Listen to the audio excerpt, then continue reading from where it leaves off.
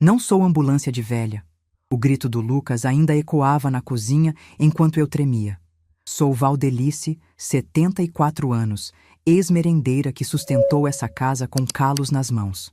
O que meu neto esqueceu é que o documento daquele carro brilhante ainda dorme na minha gaveta de sutiãs.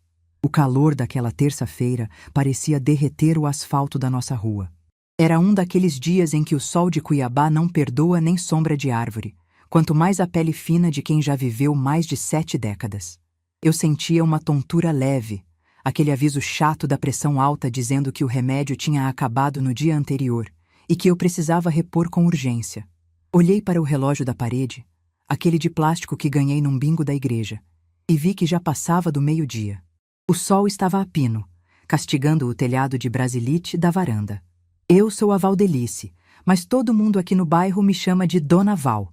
Trabalhei 35 anos em cozinha de escola pública, mexendo caldeirão de feijão que pesava mais que eu, descascando caminhões de batata para garantir que nenhuma criança ficasse com fome.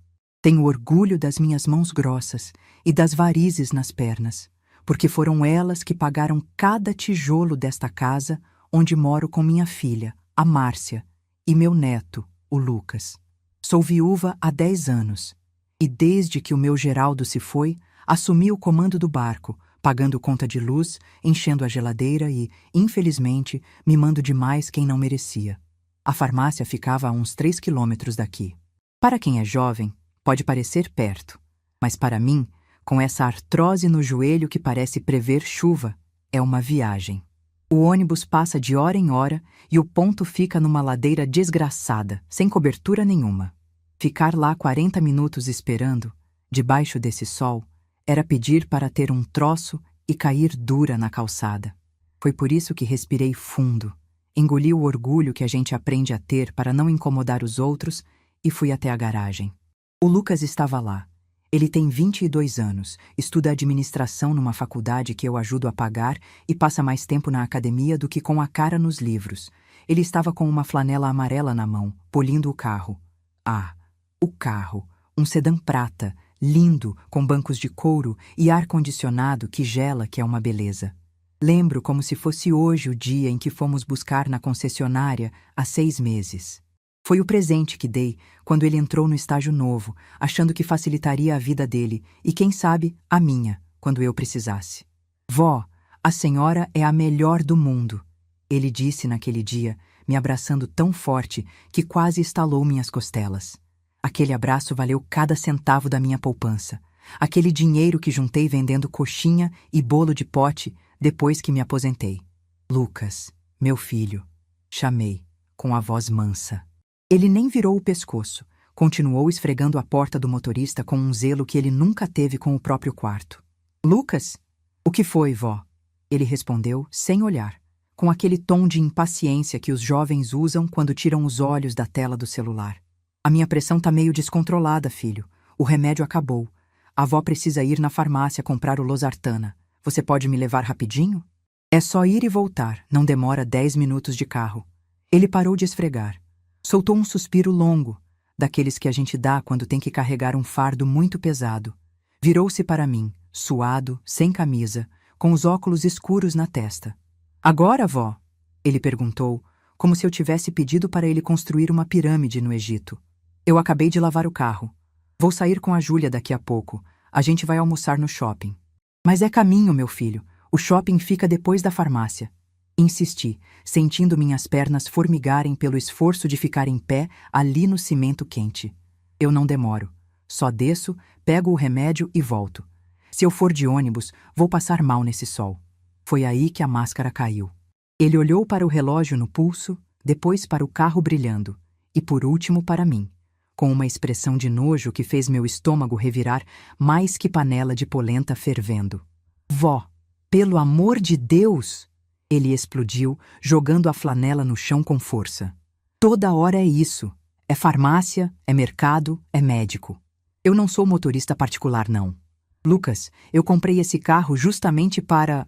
Tentei argumentar, mas ele me cortou com um grito que deve ter sido ouvido pela vizinha fofoqueira do lado. Vó, meu carro não é ambulância de velha. As palavras saíram da boca dele como pedras. Se a senhora tá doente, chama um Uber ou vá de ônibus. O ponto é ali na esquina. Demora só 40 minutos, passa rapidinho. Eu não vou sujar o tapete do meu carro agora. Acabei de aspirar.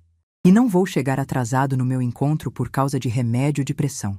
Senti um frio na espinha que contrastava com o calor do dia. Ambulância de velha. Era isso que eu era para ele? Um estorvo? Um problema logístico? Olhei bem nos olhos dele. Eram os mesmos olhos do meu Geraldo, mas sem a bondade. Eram olhos de quem nunca precisou suar para conquistar nada, porque a vó Val sempre dava tudo de mão beijada. Eu não gritei, não chorei. A gente, quando envelhece e já viu de tudo nessa vida, aprende que o silêncio às vezes faz mais barulho que um trovão. Minha filha, a Márcia, apareceu na porta da cozinha secando as mãos num pano de prato. Ela ouviu.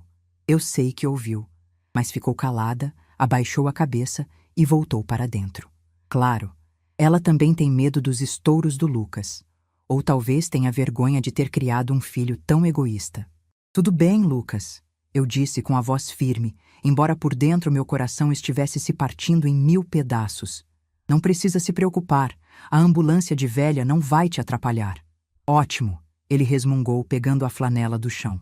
Depois a senhora pede para a mãe comprar quando ela sair do trabalho, sei lá. Ele voltou a polir o carro, assobiando uma música qualquer, como se eu fosse invisível. Como se eu fosse apenas uma mobília velha que fala. Dei meia volta e caminhei devagar para dentro de casa. O trajeto da garagem até o meu quarto pareceu durar uma eternidade. Passei pela sala, vi as fotos dele na estante. Lucas na formatura do ensino médio, Lucas no time de futebol, Lucas bebê no meu colo. Em todas elas, eu estava lá, sorrindo, orgulhosa. Limpei uma lágrima teimosa que escorreu pelo canto do olho. Não era choro de tristeza, era choro de raiva. Raiva de mim mesma por ter sido tão cega. Entrei no meu quarto e fechei a porta. O ventilador estava ligado, girando preguiçoso, fazendo aquele barulhinho tec-tec-tec que me acompanhava nas noites de insônia. Sentei na beira da cama, aquela cama de madeira maciça que comprei quando casei, e fiquei olhando para as minhas mãos. Elas tremiam. Não era só a pressão alta, era a humilhação. 40 minutos de ônibus. Vá de ônibus. Ele sabia que eu não aguentava. Ele sabia que o sol estava de matar. E mesmo assim, o tapete limpo do carro valia mais que a minha saúde. O encontro com a namorada valia mais que a avó que limpou o bumbum dele quando ele tinha diarreia. Meu carro, ele disse. Meu carro não é ambulância. Levantei a cabeça e olhei para o guarda-roupa de imbuía.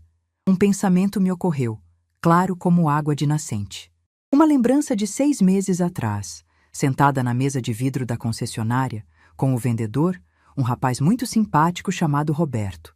O Lucas estava tão eufórico naquele dia, tirando fotos para o Instagram, que nem prestou atenção na papelada. Ele só queria a chave. Quem assinou tudo fui eu. Quem fez o Pix da entrada fui eu. Quem assumiu as parcelas restantes no carnê fui eu. Levantei da cama, sentindo uma energia nova percorrer meu corpo, apagando o cansaço. Abri a porta do guarda-roupa.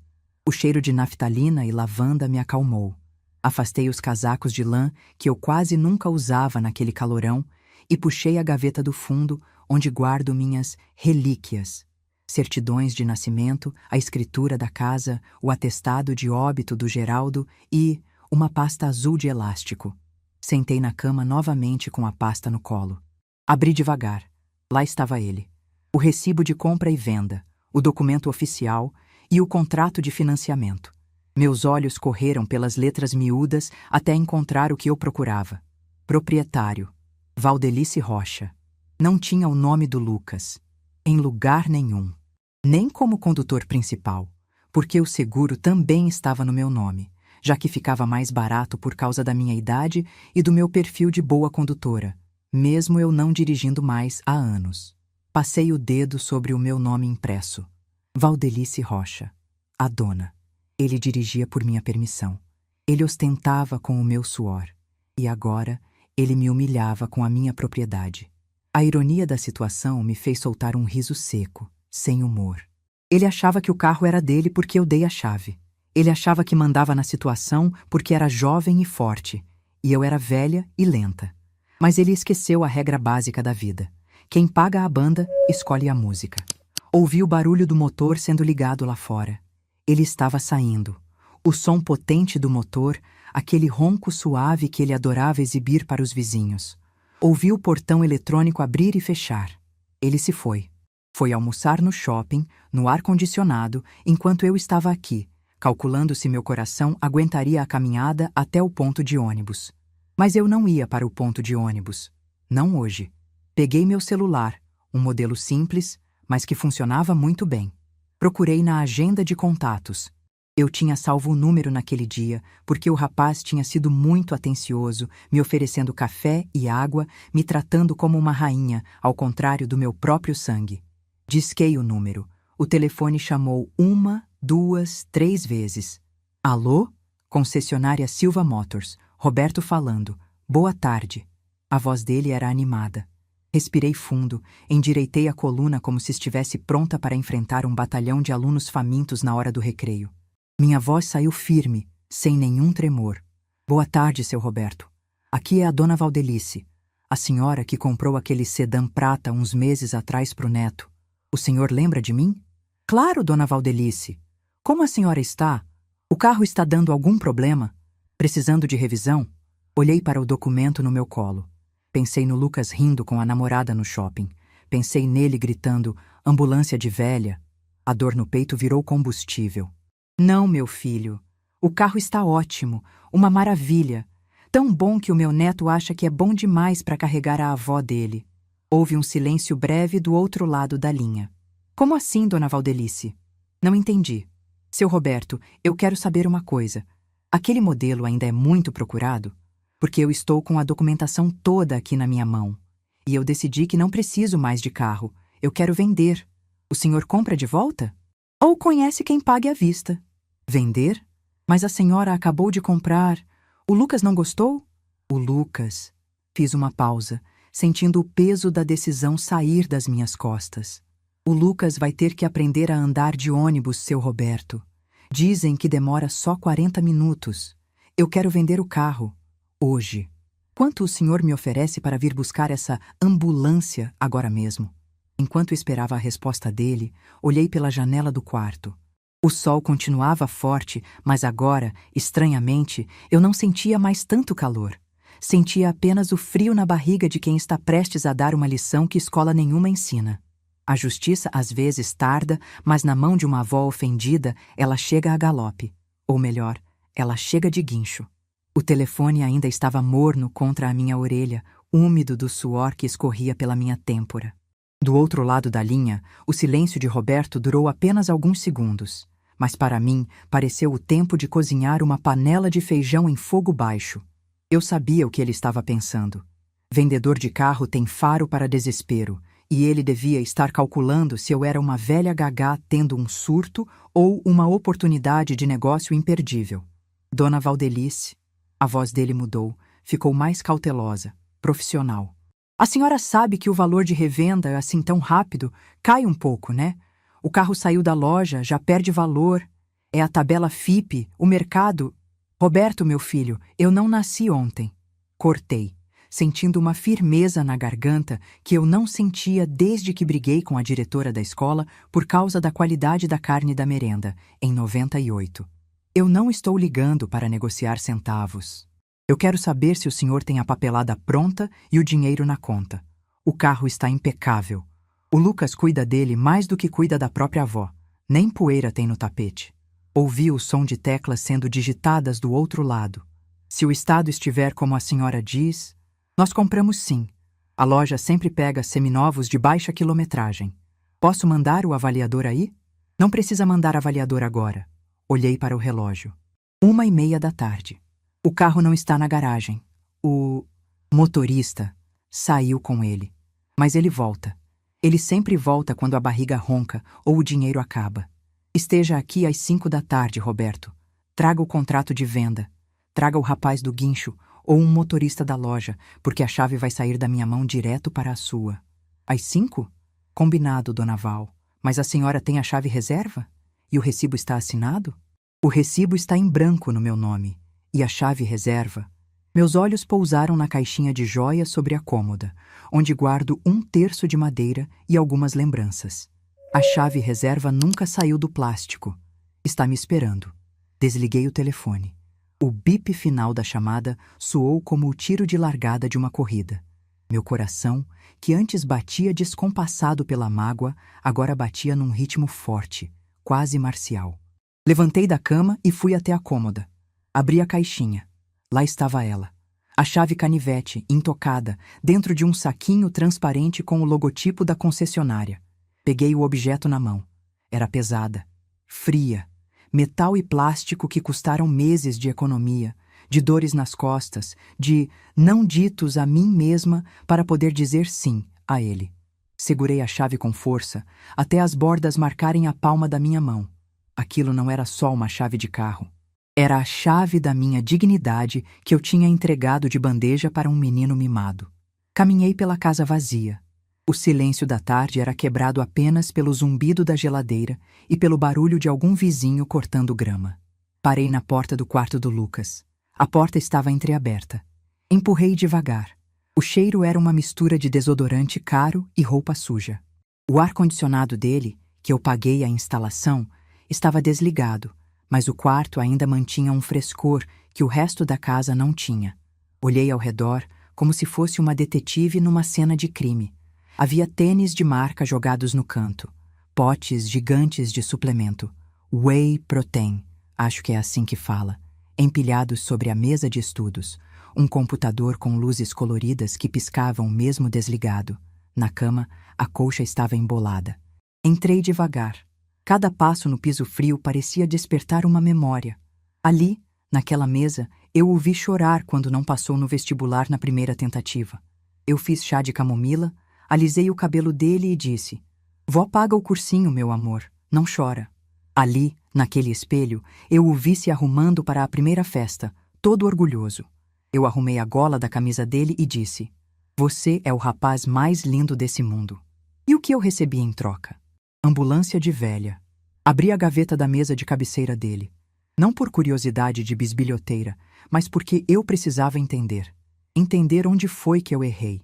Lá dentro, notas fiscais de lanches, ingressos de cinema, pulseiras de festas, tudo pago com a mesada que a mãe dele dava e que a mãe dele só podia dar porque eu bancava todo o resto da casa. A ficha caiu com um peso de tonelada. Eu não era apenas a avó que dava carinho. Eu era o pilar financeiro daquela estrutura podre. A casa está no meu nome. A luz, a água, a internet de fibra ótica que ele usa para jogar até de madrugada, tudo sai da minha aposentadoria e do aluguel das 2 kitnets que o Geraldo construiu no fundo do terreno antes de morrer. A Márcia, minha filha, trabalha num escritório de contabilidade, ganha pouco e o dinheiro dela mal dá para as roupas dela e os mimos do Lucas. Eu sustentei a arrogância dele. Eu alimentei o monstro que agora queria me devorar. Saí do quarto dele sentindo um gosto amargo na boca, mas não era mais tristeza. Era vergonha. Vergonha da minha própria cegueira. Como dizia minha mãe, quem muito se abaixa, o fundilho aparece. Eu tinha me abaixado demais para o Lucas passar. Voltei para a cozinha. A Márcia estava lá agora, mexendo numa panela. Ela tinha chegado para o almoço rápido que faz entre os turnos. O cheiro de alho refogado me enjoou um pouco. "Mãe!" ela chamou, sem olhar para trás, ocupada com o arroz. "O Lucas me mandou mensagem. Disse que a senhora fez drama porque ele não podia te levar na farmácia. Disse que a senhora queria que ele perdesse o almoço com a Júlia." Parei no meio da cozinha. Apoiei a mão no balcão de granito. "Drama, Márcia?"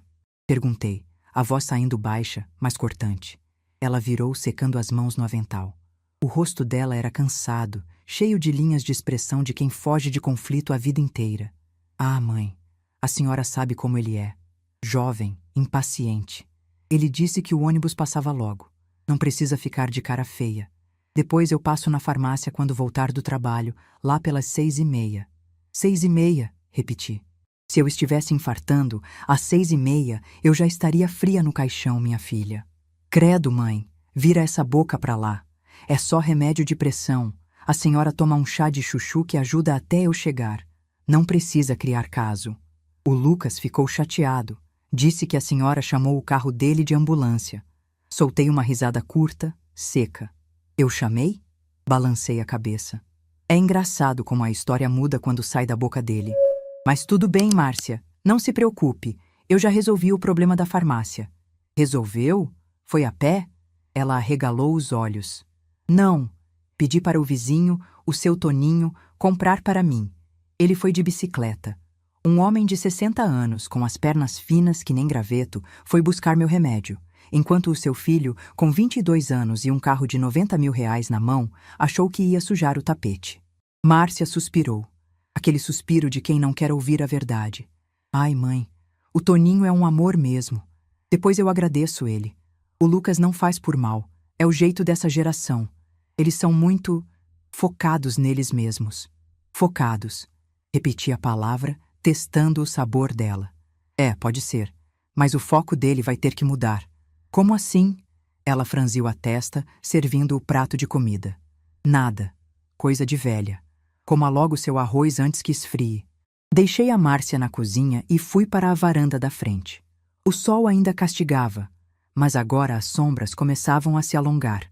Sentei na minha cadeira de balanço, aquela de fio de plástico azul, e fiquei olhando para o portão. Peguei o celular novamente e abri o aplicativo do banco. Minha visão já não é das melhores, então aumentei o brilho da tela. Olhei o saldo. Não era uma fortuna, mas era o meu suor. O dinheiro da venda das coxinhas, dos bolos, dos anos acordando às 4 da manhã para picar cebola na escola. Aquele carro foi um erro. Não o carro em si, mas o que ele representava. Eu tentei comprar respeito, tentei comprar gratidão. E descobri da pior maneira que gratidão não se vende em concessionária e respeito não vem com ar-condicionado e direção elétrica. Lembrei do Geraldo. Homem simples, pedreiro. Nunca teve carro novo. Andava numa variante velha que fazia mais barulho que britadeira. Mas se eu espirrasse de madrugada, ele levantava para buscar água. Se eu reclamasse de dor nas pernas, ele esquentava tijolo no forno para colocar nos meus pés. O Lucas tinha o sangue dele, mas não tinha a alma. Ambulância de velha. Murmurei para mim mesma, balançando a cadeira. O rangido do plástico era hipnótico. Olhei para minhas pernas. As varizes desenhavam mapas azuis na minha pele pálida. Joelhos inchados. Sim, eu era velha. O corpo falhava. A carcaça estava gasta. Mas a cabeça? Ah, a cabeça estava fervilhando como óleo quente pronto para fritar pastel. Eles achavam que eu era frágil. A Márcia achava que eu era ranzinza. O Lucas achava que eu era um estorvo. Ninguém viu a mulher que negociou com fornecedores a vida toda. Ninguém viu a mulher que, quando o telhado caiu na tempestade de 2005, subiu na escada com 70 telhas e ajudou o pedreiro porque não tinha dinheiro para pagar servente. Essa mulher estava adormecida, dopada pelo conforto e pelo amor cego de avó. Mas o grito do Lucas foi o despertador. Levantei da cadeira com dificuldade. O joelho estalou. Precisei ir ao banheiro. No espelho do corredor, encarei meu reflexo. Cabelos brancos, ralos, rosto cheio de rugas. Os olhos castanhos um pouco embaçados pela catarata que começava a se aparecer. Valdelice, disse para o espelho. Acorda, menina. Voltei para o quarto e abri o guarda-roupa de novo. Tirei o vestido de casa, aquele surrado de algodão com estampa de florzinha. Escolhi uma roupa melhor. Uma calça de linho bege e uma blusa azul marinho que eu usava para ir à missa. Passei um batom cor-de-boca. Penteei os cabelos e prendi num coque firme. Quando saí do quarto, a Márcia já tinha voltado para o trabalho. A casa estava minha de novo. Fui até a gaveta da estante da sala e peguei uma pasta vermelha. Ali estavam as contas: luz, água, IPTU. Tudo no débito automático da minha conta. Tudo pago religiosamente em dia. Coloquei a pasta sobre a mesa de jantar. Ao lado dela, coloquei a chave reserva do carro. E ao lado da chave, o documento de compra e venda. O duty, aquele papel verde que vale ouro. Era meu tabuleiro de xadrez. O relógio marcou 4 horas. O sol começou a baixar, tingindo o céu de laranja. O calor diminuiu um pouco, dando lugar àquele mormaço abafado típico do fim de tarde. Meu celular tocou. Era uma mensagem do Roberto. Dona Val, estamos saindo da loja. O trânsito está meio pesado, mas até às 17h15 chegamos aí. O motorista vai dirigindo o guincho, caso precise, e eu vou no meu carro com a papelada. Respondi apenas: estou esperando, o portão estará aberto. Sentei na varanda novamente. Agora vestida como a dona da casa, não como a avó que serve café. Cruzei as pernas, ignorando a dor no joelho. Às 10 para as 5, ouvi o som inconfundível. Não era o guincho ainda. Era o ronco suave do motor 2.0 turbo. O carro prata apontou na esquina. Ele estava chegando, provavelmente feliz, de barriga cheia, talvez trazendo algum resto de lanche do shopping que ele jogaria na geladeira para eu esquentar depois. Ele viria com aquele sorriso torto, talvez me desse um beijo na testa e dissesse: "E aí, vó, sarou a pressão?", achando que tudo estava perdoado como sempre foi. O portão eletrônico abriu. Ele embicou o carro na garagem, manobrando com aquela habilidade displicente, quase raspando na pilastra, porque sabia que se riscasse, a vó pagava o polimento. Ele desligou o motor. O silêncio voltou por um segundo. Eu permaneci imóvel na cadeira de balanço, na varanda, observando. Ele abriu a porta do motorista e desceu. Trazia sacolas de lojas de roupa na mão, óculos escuros no rosto. Sorria.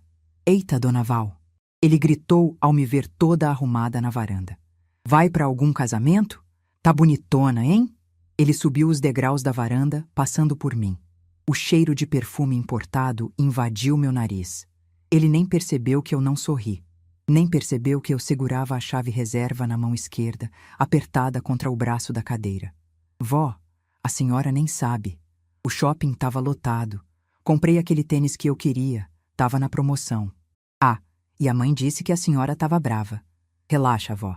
Amanhã, se a senhora quiser, eu levo a senhora no mercado. Amanhã eu tô mais tranquilo." Ele colocou a mão no meu ombro. Eu não me mexi. Meus músculos estavam tensos como cordas de violão. "Lucas!" Chamei com a voz calma, tão calma que assustou até a mim mesma. "Que foi?" "Deixa o carro destrancado e tira suas coisas de dentro, todas elas." Ele parou, com a mão na maçaneta da porta da sala. Virou-se devagar, tirando os óculos escuros.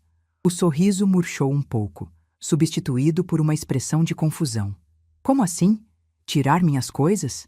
Vou sair à noite, vó. Vou no aniversário do Pedro."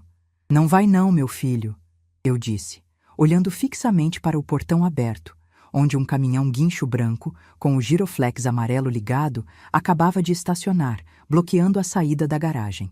Porque a ambulância de velha acabou de ser interditada, e o novo dono chegou para recolher. Ele seguiu meu olhar. Vi o momento exato em que a cor sumiu do rosto dele. O queixo caiu. As sacolas de roupa escorregaram da mão dele e bateram no chão. "Vó, o que é aquilo? Quem é aquele cara descendo do caminhão?" Levantei da cadeira sentindo-me com 3 metros de altura. "Aquele é o Roberto, e ele veio buscar o carro dele." O show estava prestes a começar, e dessa vez eu não estava na plateia aplaudindo.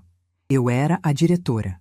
O Roberto entrou pelo portão com aquela pastinha preta de couro debaixo do braço, suando um pouco na testa por causa do calor abafado do fim de tarde. Atrás dele, o motorista do guincho, um rapaz parrudo com macacão sujo de graxa, já descia da cabine com as correntes na mão, fazendo um barulho metálico que soou como música para os meus ouvidos. Eu desci os 2 degraus da varanda devagar, segurando o corrimão, não porque precisasse de apoio, mas porque queria que aquele momento durasse. O Lucas estava estático no meio da garagem, com as sacolas de roupa nova espalhadas aos pés dele como oferendas rejeitadas. Ele olhava para o Roberto, depois para o caminhão e depois para mim, com a boca entreaberta num "o perfeito" de estupidez. "Boa tarde, dona Valdelice." O Roberto cumprimentou, estendendo a mão com um respeito que meu neto nunca teve. "Chegamos no horário, como combinado." Apertei a mão dele. Minha mão era áspera, calejada de descascar batata e arear panela. A dele era macia, de quem trabalha no ar-condicionado.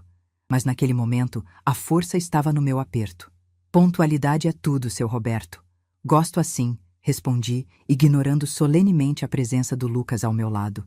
"O carro é esse aí. A chave reserva está aqui na minha mão. A outra... Bem, a outra deve estar no bolso desse rapaz aí." Apontei com o queixo para o Lucas. Ele piscou, saindo do transe, e soltou uma risada nervosa, daquelas que a gente dá quando não entende a piada, mas não quer parecer burro. Vó, que brincadeira é essa? Ele perguntou, a voz falhando um pouco. Ele se virou para o Roberto, tentando assumir aquela postura de homem da casa que ele adorava fingir que tinha. E aí, amigo? Beleza? Veio fazer o quê? O carro tá na garantia ainda. Deu algum problema no motor? Eu não senti nada dirigindo. O Roberto, coitado, ficou meio sem graça. Ele olhou para mim, esperando autorização para falar. Eu apenas assenti com a cabeça, mantendo meu rosto liso como pedra de rio. Não, jovem, o Roberto disse, abrindo a pasta e tirando uma prancheta. Vim fazer a vistoria de entrega. Sua avó negociou a venda do veículo com a concessionária hoje à tarde. O guincho é para levar ele agora. O silêncio que se instalou na garagem foi tão pesado que dava para ouvir o zumbido de uma mosca varejeira rondando o lixo. O Lucas ficou pálido. Não aquele pálido de doença, mas um branco de cera, de quem acabou de ver um fantasma. Ele olhou para o carro polido, brilhando sob a luz alaranjada do sol poente, e depois se virou para mim com os olhos arregalados. Venda? Ele sussurrou. Vó, a senhora está vendendo o meu carro? O seu carro? Perguntei com uma calma aterrorizante. Não, meu filho. Estou vendendo o meu carro. Aquele que está no meu nome, pago com o meu dinheiro e que, segundo me disseram hoje mais cedo, não serve para carregar velha doente porque suja o tapete. Ele abriu a boca para retrucar, mas eu levantei a mão. O gesto foi sutil, mas ele calou.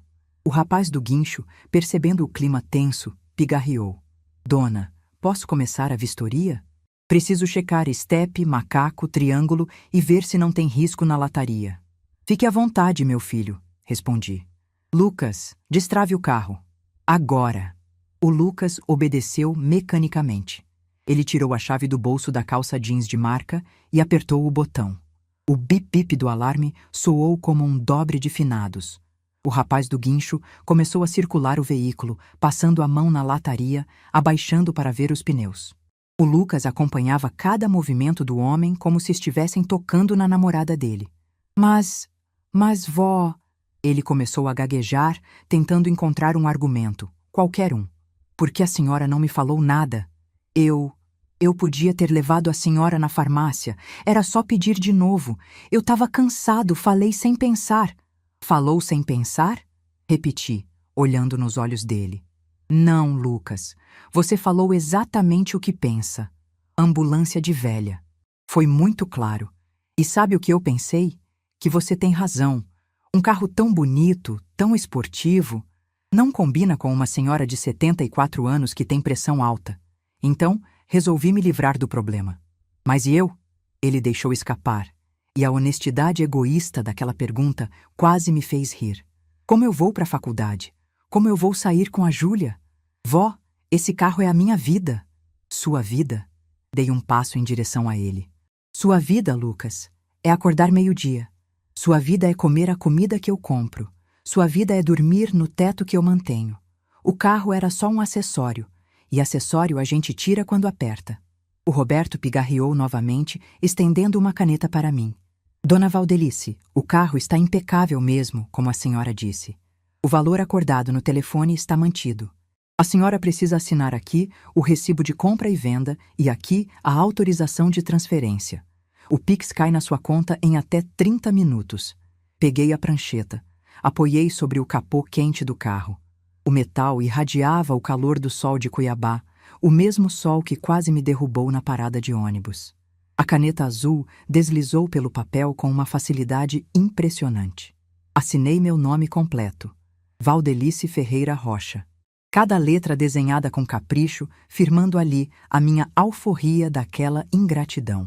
O Lucas assistia à cena roendo a unha do polegar, um vício que ele tinha quando criança e que voltava sempre que se sentia acuado. Ele parecia esperar que, a qualquer momento, eu fosse soltar uma gargalhada, rasgar o papel e dizer que era só uma lição de moral, que no final, a vovó boazinha ia deixar o brinquedo com ele. Mas eu não ri. Entreguei a prancheta para o Roberto. Está feito, disse o vendedor. Marquinhos, pode subir o carro. O barulho do motor do guincho aumentando a rotação foi o sinal de que a realidade, enfim, tinha chegado. O tal do Marquinhos começou a desenrolar o cabo de aço. Espera! O Lucas gritou, dando um passo à frente, quase se colocando entre o carro e o guincho. Não! Vocês não podem levar! Tem coisa minha lá dentro! Então tira, falei cruzando os braços. O rapaz não tem o dia todo. Você tem 5 minutos para tirar tudo o que é seu. O que ficar vai ser vendido junto. O Lucas correu para o carro como um desesperado. Abriu a porta traseira e começou a jogar coisas na calçada da garagem. Uma jaqueta de couro, a mochila da faculdade, uma caixa de som portátil, o carregador do celular, um par de tênis de futsal que cheirava a chulé azedo. Parecia um despejo. E era. Um despejo emocional. Eu observava tudo com uma frieza que eu desconhecia ter. Onde estava a avó que chorava quando ele ralava o joelho? Estava morta, enterrada debaixo de meses de desfeitas e daquela frase maldita da ambulância. Os vizinhos começaram a aparecer. A dona Clotilde, do 402, estava na janela, fingindo regar uma samambaia que já tinha morrido de sede há uma semana. O seu Toninho, que tinha ido buscar meu remédio de bicicleta, parou no portão com a sacola de pão. Eles viam o caminhão, viam o Lucas desesperado jogando tralhas no chão e me viam ali, parada como uma estátua de general comandando a operação. Vó, por favor! O Lucas choramingava agora, com a cara vermelha, suando bicas.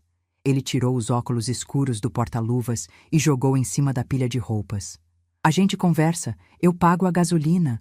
Eu levo a senhora na missa todo domingo. Não faz isso, que vergonha, os vizinhos estão olhando. Vergonha? Perguntei, alto o suficiente para a dona Clotilde ouvir. Vergonha é uma mulher da minha idade que trabalhou a vida inteira em chão de cozinha, ter que ouvir do próprio neto que é um estorvo. Vergonha é ter que pedir favor para vizinho porque o príncipe não quer sujar o tapete do carro que a avó pagou. Isso é vergonha, Lucas. Vender o que é meu é direito. Ele travou. Olhou para os lados, percebendo a plateia. O rosto dele passou do branco para um vermelho pimentão. A humilhação pública. Era a única linguagem que a vaidade dele entendia. O Marquinhos enganchou o cabo de aço por baixo do para-choque dianteiro. Pode puxar?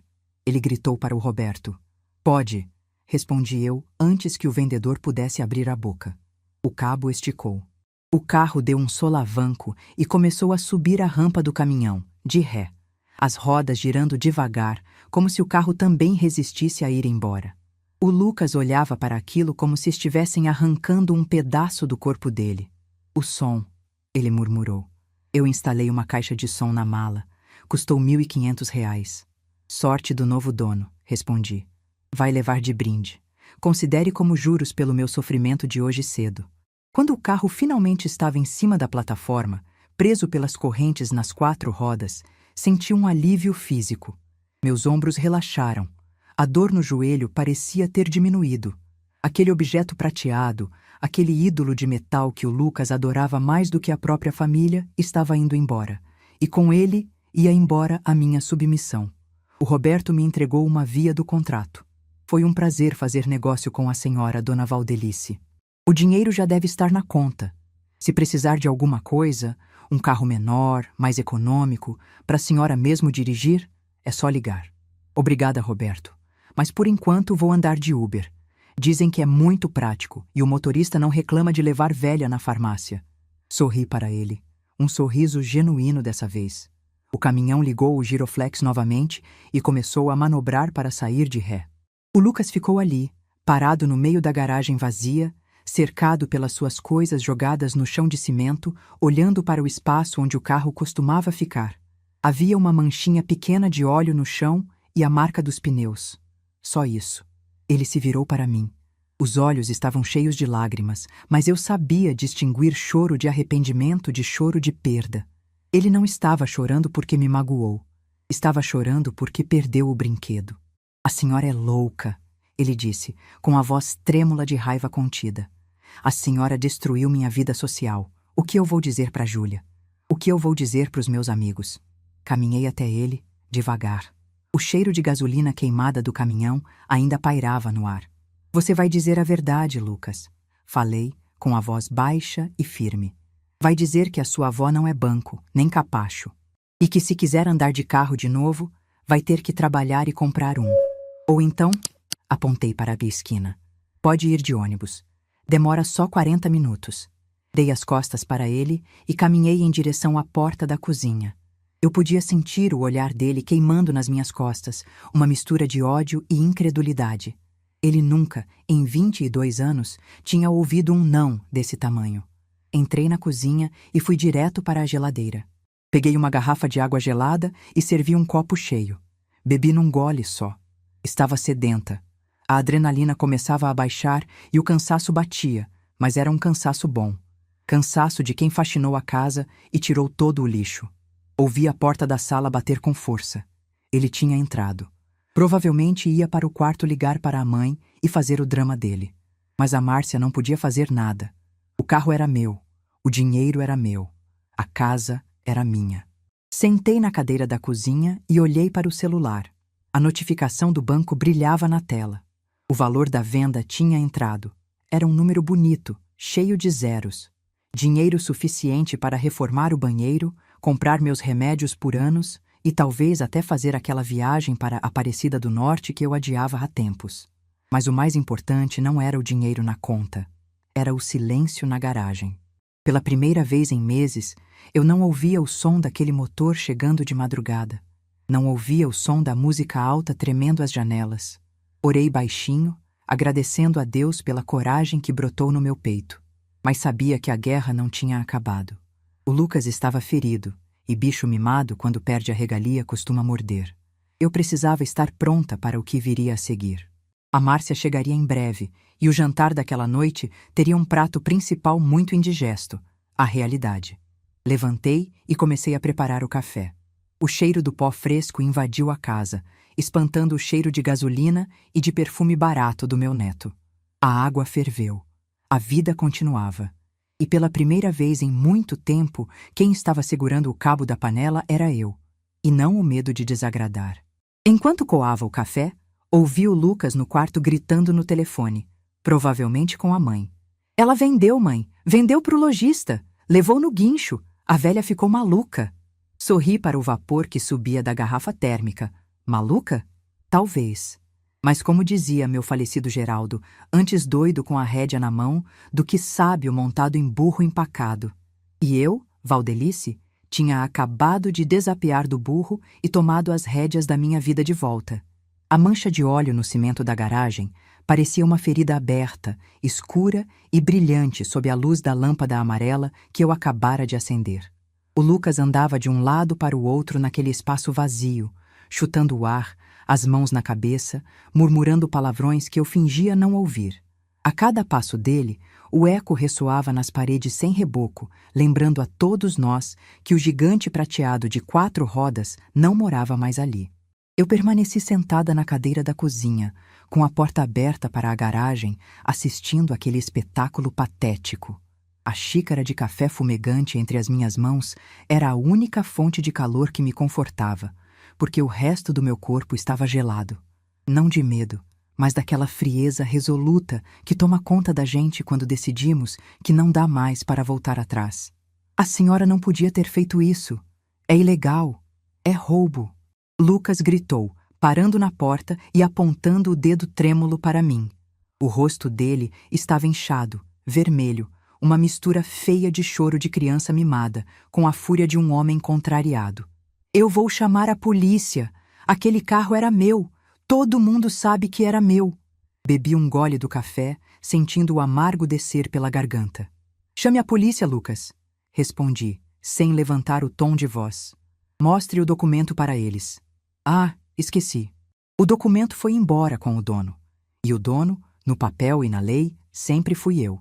Ele abriu a boca para retrucar, mas o barulho de um carro parando bruscamente na rua cortou o nosso diálogo. Era a Márcia. Ela deve ter vindo voando do escritório, provavelmente furando o sinal vermelho, desesperada com a ligação do filho.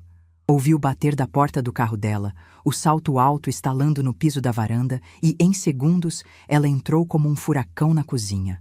Ela estava ofegante, a bolsa pendurada de qualquer jeito no ombro, o cabelo despenteado pelo vento. Olhou para o Lucas, depois para a garagem vazia, e finalmente fixou os olhos em mim. Havia pânico neles. Mãe, pelo amor de Deus, me diz que é mentira. Ela largou a bolsa na mesa, quase derrubando meu açucareiro. O Lucas me ligou berrando que a senhora vendeu o carro. Mãe, a senhora está bem da cabeça? Aconteceu alguma coisa? Tomou o remédio errado? A pergunta dela doeu mais que o grito do Lucas. Tomou o remédio errado. Para a minha própria filha, a única explicação para eu exigir respeito era a demência. Estou ótima, Márcia. Melhor do que estive nos últimos 10 anos. Pousei a xícara no pires com delicadeza. E sim, vendi o carro. O dinheiro já está na conta. O recibo está assinado e o guincho já dobrou a esquina. Não tem volta. Márcia levou as mãos ao rosto, incrédula. Mas mãe, por quê? Por causa de uma carona? A senhora sabe o quanto o menino gostava daquele carro. É o sonho dele. A senhora destruiu o sonho do seu neto por puro capricho. Capricho? Levantei da cadeira devagar. A dor no joelho ainda estava lá, mas parecia menor diante da adrenalina. Capricho é querer andar de carro de 90 mil reais e não ter coragem de levar a avó na farmácia porque é ambulância de velha. Capricho é achar que eu sou obrigada a bancar luxo de quem me trata como lixo. Lucas entrou na conversa, aproveitando a presença da mãe para ganhar força. Mãe, ela surtou. Ela ficou com raiva porque eu não quis sair na hora que ela mandou. Eu ia levar depois. Agora eu tô a pé. Como eu vou para a faculdade? Como eu vou para o estágio?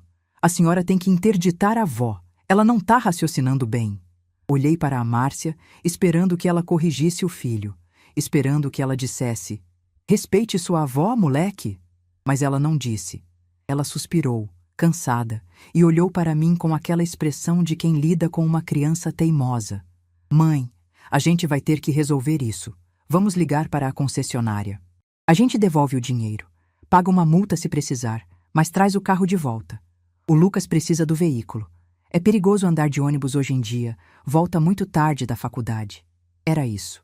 O medo. O medo de desagradar o filho. O medo da vida real. A Márcia sempre foi assim, mole, tentando apagar incêndio com gasolina. Caminhei até a gaveta do armário, onde guardava meus cadernos de receita. Mas não peguei receita nenhuma. Peguei a pasta vermelha que eu havia separado mais cedo. Coloquei-a sobre a mesa de fórmica, bem no centro, afastando a bolsa da Márcia. Ninguém vai ligar para concessionária nenhuma. Minha voz saiu dura, cortante como faca de açougueiro. O carro foi vendido e o assunto está encerrado. Mas já que estamos todos reunidos aqui, vamos aproveitar para conversar sobre o que é perigoso e o que é necessário. Abri a pasta. Dentro dela, extratos bancários, contas de luz, notas fiscais do supermercado, comprovantes de pagamento da faculdade do Lucas. O que é isso agora? Lucas bufou, cruzando os braços, apoiado na pia. Vai fazer contabilidade? Vou fazer justiça, meu neto. Peguei o primeiro papel. Conta de luz do mês passado, R$ 680. Sabe por quê? Porque o ar-condicionado do seu quarto fica ligado 12 horas por dia, mesmo quando você não está lá. Quem pagou? A velha da ambulância. Joguei o papel na mesa. Peguei outro. Mensalidade da academia e suplementos. R$ 400. Quem pagou? A velha. Internet de ultra velocidade para você jogar online. R$ 250. Quem pagou? A velha. Márcia tentou intervir, tocando no meu braço. Mãe, não precisa disso. A gente sabe que a senhora ajuda muito. Ajuda? Soltei uma risada seca e me desvencilhei do toque dela. Eu não ajudo, Márcia. Eu sustento. Eu banco essa fantasia de classe média alta que vocês vivem. O seu salário mal paga suas roupas e o cartão de crédito que você estoura com presentes para ele. Quem compra o arroz, o feijão, a carne, o remédio, quem paga o IPTU dessa casa sou eu. O silêncio na cozinha ficou pesado. O Lucas descruzou os braços, parecendo menor. Ele nunca tinha visto aquelas contas. Para ele, a luz vinha do poste e a comida brotava na geladeira. Pois bem, continuei, sentindo meu peito inflar com uma energia que eu nem sabia que tinha. Hoje, quando o Lucas gritou que meu carro não era ambulância, ele me fez um favor. Ele abriu meus olhos. Ele me mostrou que eu sou apenas um recurso para vocês. Um caixa eletrônico que faz bolo de fubá. Olhei bem nos olhos do meu neto. Se eu sou velha e inútil para andar no seu carro, meu dinheiro também deve ser velho e inútil para pagar suas contas. Lucas arregalou os olhos. A ficha estava caindo, lenta e dolorosa. O que a senhora quer dizer com isso? Quero dizer que a fonte secou, Lucas. A partir de hoje, a ambulância não paga mais nada que não seja para a sobrevivência básica desta casa. Peguei uma caneta que estava no bolso da minha calça e puxei uma folha de caderno da pasta. Comecei a escrever, falando em voz alta. Internet? Cortada amanhã. Se quiser jogar, pague a sua. Ar-condicionado? O disjuntor do seu quarto vai ser desligado. Se quiser fresquinho, compre um ventilador ou pague a diferença da conta de luz. Suplemento? Coma ovo e frango se eu comprar. Faculdade? Fiz uma pausa dramática. A faculdade eu pago até o fim deste semestre. Depois, se vira. Estágio serve para isso. Vó, a senhora tá louca! Lucas gritou, mas agora havia desespero real na voz dele. Meu estágio paga uma miséria. Não dá para pagar a faculdade e as contas. A senhora quer que eu largue o curso? Eu quero que você vire homem, Lucas. Bati a mão na mesa com força, fazendo a xícara tilintar no pires. Seu avô, com a sua idade, já tinha levantado 2 casas no braço. Você tem 22 anos e não sabe fritar um ovo sem deixar a cozinha imunda. Virei-me para a Márcia, que chorava silenciosamente no canto. E você, minha filha? Sinto muito. Eu errei com você também. Criei uma mulher frouxa que não sabe impor limites, mas nunca é tarde para consertar. A partir de hoje, as compras do mês são divididas. Eu pago metade e você paga metade. Se não tiver dinheiro, cortamos o luxo. Iogurte caro, queijo importado, biscoito recheado. Acabou. Vamos comer o que o dinheiro der.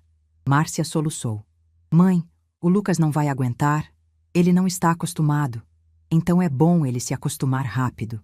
Porque a vida lá fora, Márcia, não dá carona para ninguém.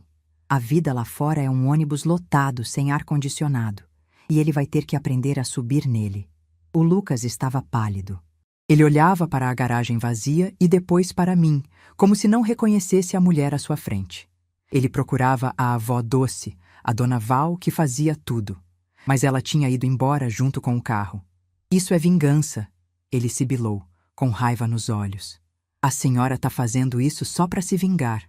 É mesquinharia. Pense o que quiser, respondi, fechando a pasta vermelha com um estalo. Chame de vingança, chame de lição, chame de justiça.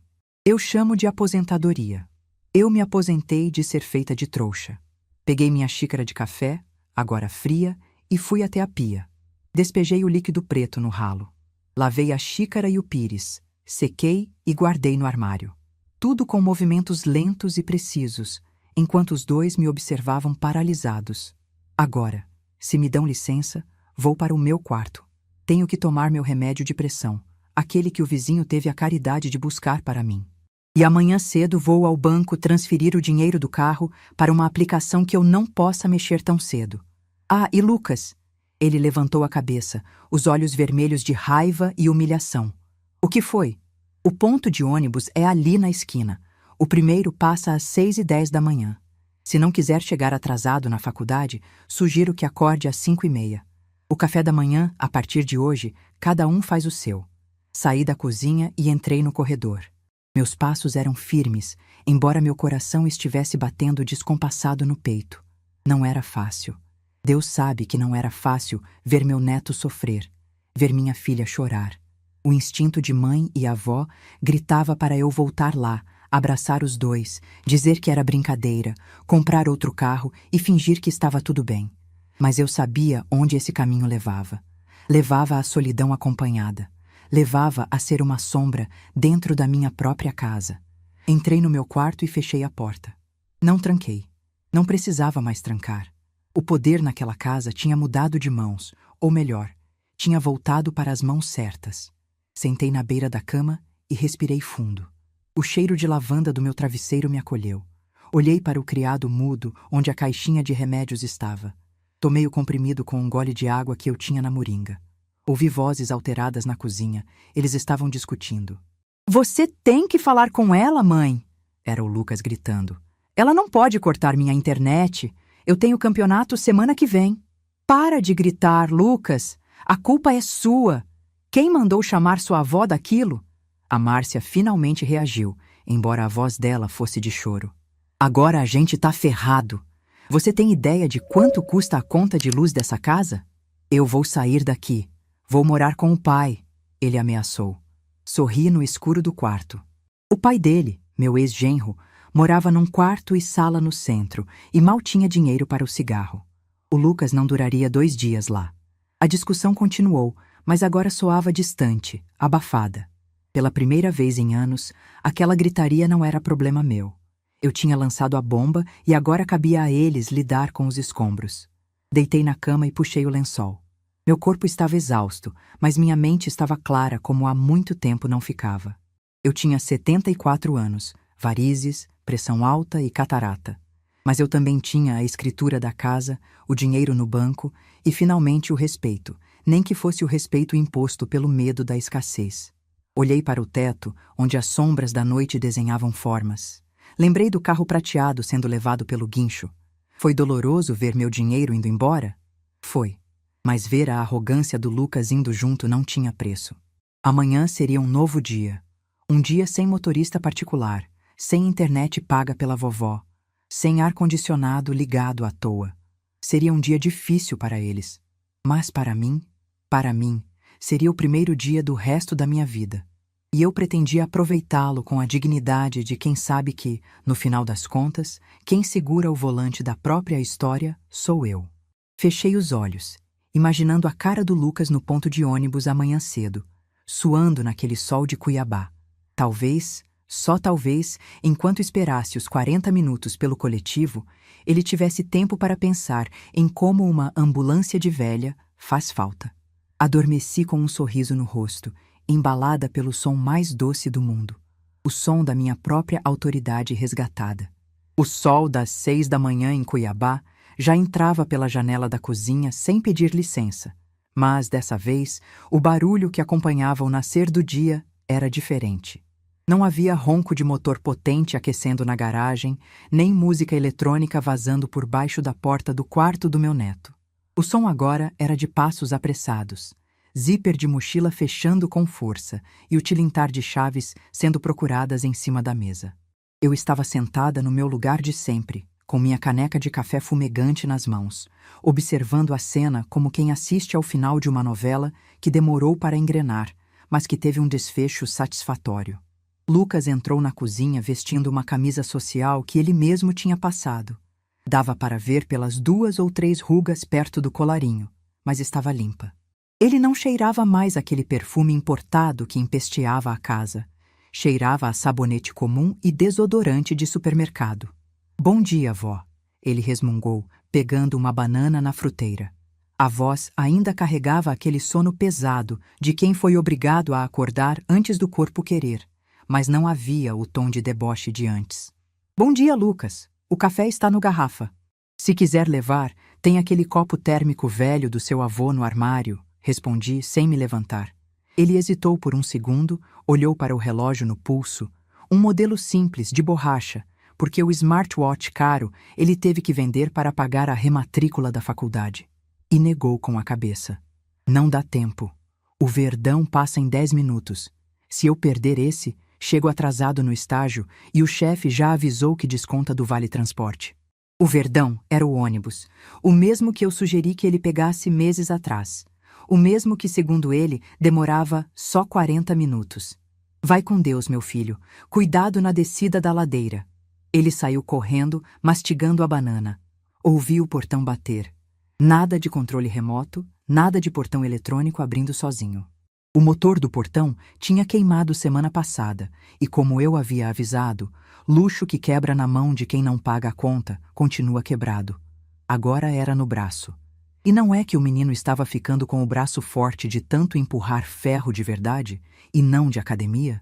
3 meses se passaram desde o dia em que o guincho levou a ambulância de velha embora. 3 meses que pareceram 3 anos, tamanha a mudança na rotina dessa casa. No começo, foi um inferno. Não vou mentir. Lucas ficou 2 semanas sem falar comigo. só se comunicando por bilhetes ou resmungos.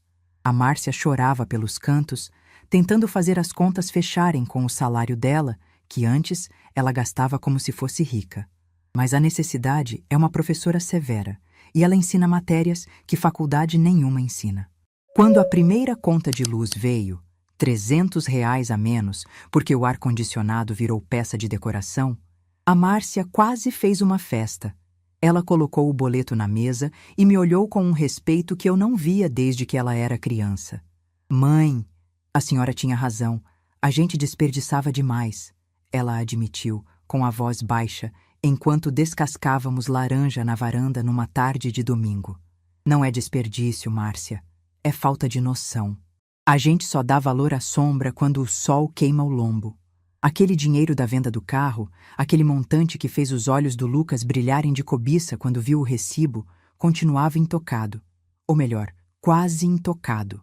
Fui ao banco no dia seguinte à venda, sentei na mesa do gerente, que me ofereceu café e água gelada, me tratando como gente grande, e apliquei tudo.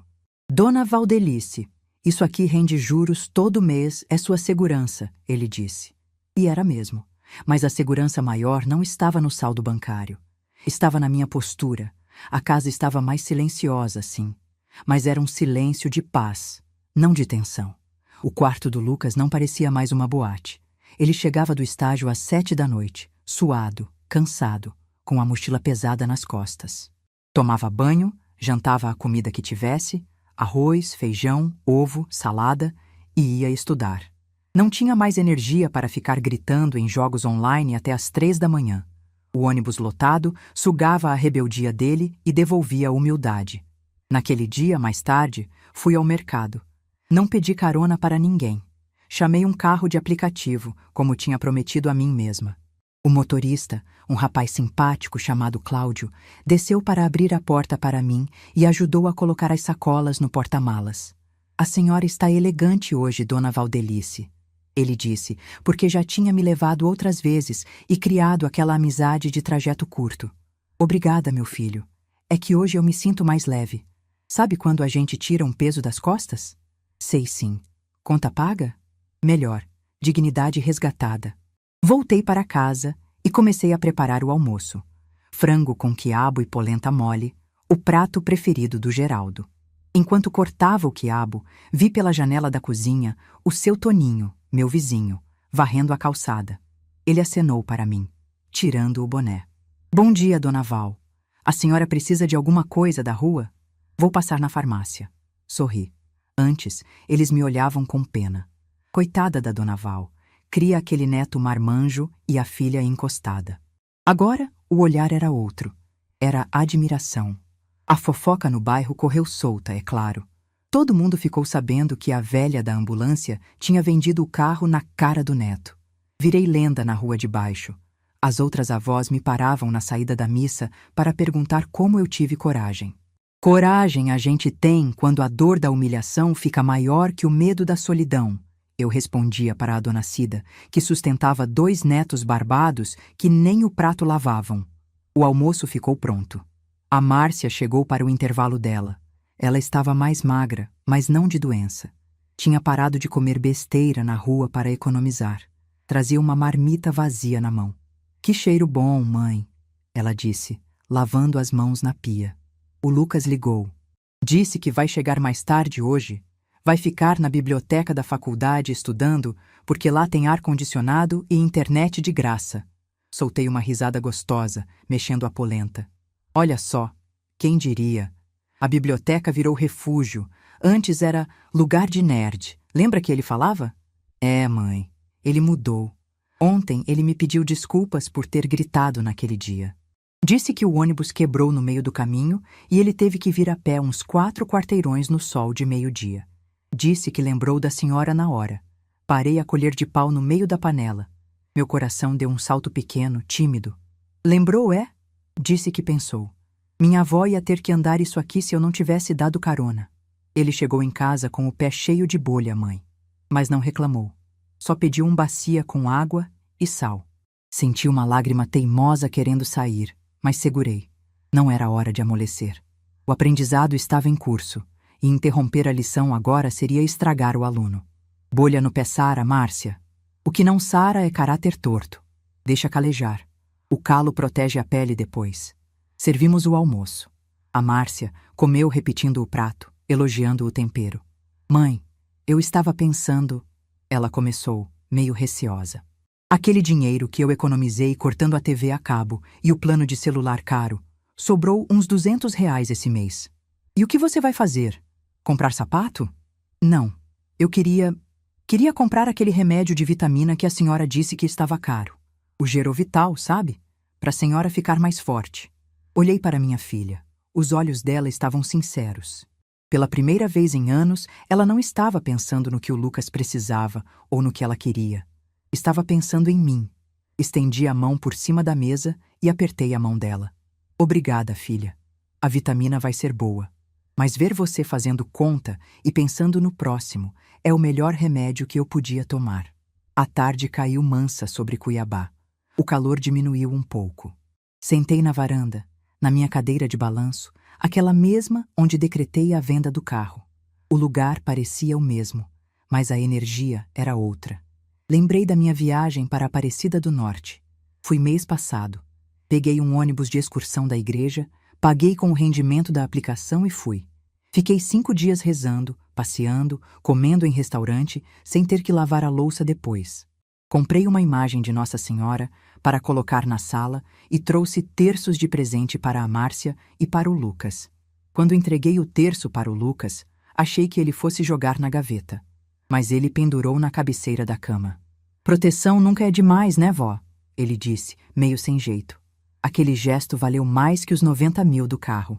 O sol começou a se pôr, pintando o céu de roxo e laranja. Vi o ônibus parar na esquina. O Verdão. A porta abriu com aquele chiado de ar comprimido e desceu uma figura conhecida. Lucas. Ele vinha caminhando devagar, a mochila pendurada num ombro só. Parou na padaria da esquina, comprou alguma coisa e continuou andando até em casa. Quando chegou no portão, ele teve que fazer força para empurrar a grade de ferro pesada. O bíceps contraiu, o rosto ficou vermelho, mas ele abriu. Entrou, fechou o portão com o mesmo esforço e caminhou até a varanda. Pensa, vó, ele disse parando na minha frente. Deus te abençoe, meu filho. Cansado? Morto. O trânsito na avenida estava travado. Um acidente com um carrão desses importados. O cara bateu no poste. PT, vó, perda total.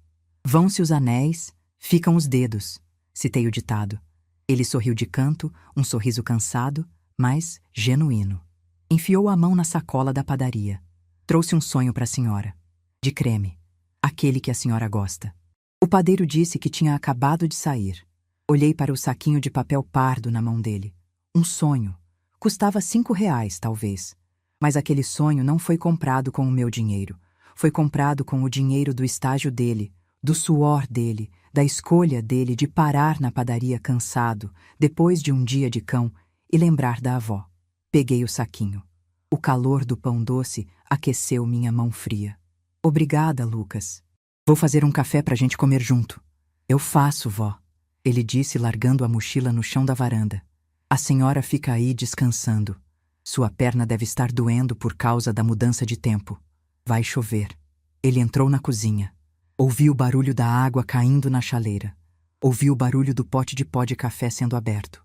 Fechei os olhos e respirei fundo, sentindo o cheiro de chuva que vinha chegando, misturado com o cheiro do café que meu neto estava passando. Eu tinha 74 anos. Tinha dores nas juntas, pressão alta e catarata. Mas não era mais uma ambulância de velha. Eu era Valdelice, a mulher que teve a coragem de vender um carro para comprar um homem. O Lucas, que estava na cozinha agora, não era o mesmo que gritou comigo. Aquele menino mimado foi embora no guincho junto com o sedã prata. O rapaz que estava lá dentro passando café ainda tinha muito que aprender. Ainda resmungava, ainda deixava a toalha molhada na cama às vezes. Mas ele tinha aprendido que respeito não é algo que a gente ganha de presente de aniversário. É algo que a gente constrói dia após dia, nem que seja pegando o ônibus lotado. Olhei para a garagem vazia. Não sentia falta do carro. Nem um pouco. Aquele espaço vazio estava cheio de dignidade. A chuva começou a cair, grossa, lavando o asfalto, lavando o telhado, lavando a alma. Sorri para o nada, pensando no Geraldo. Ele estaria rindo agora, com aquele jeito dele, dizendo: essa Valdelice não é brinquedo, não. Não, eu não era brinquedo, e nem ambulância. Eu era a motorista da minha própria vida, e finalmente todos naquela casa tinham entendido quem estava no comando da direção. Peguei o sonho de creme e dei a primeira mordida. Estava doce, macio, perfeito. Tinha gosto de vitória. E a vitória, descobri naquele fim de tarde chuvoso em Cuiabá, tem um sabor muito melhor quando é servida com o respeito que a gente conquista, e não com o que a gente implora. A vida segue e o ônibus passa. Quem quiser chegar a algum lugar que preste, que aprenda a subir no degrau e pagar a passagem, porque de carona na minha bondade ninguém mais viaja sem pagar o pedágio da gratidão.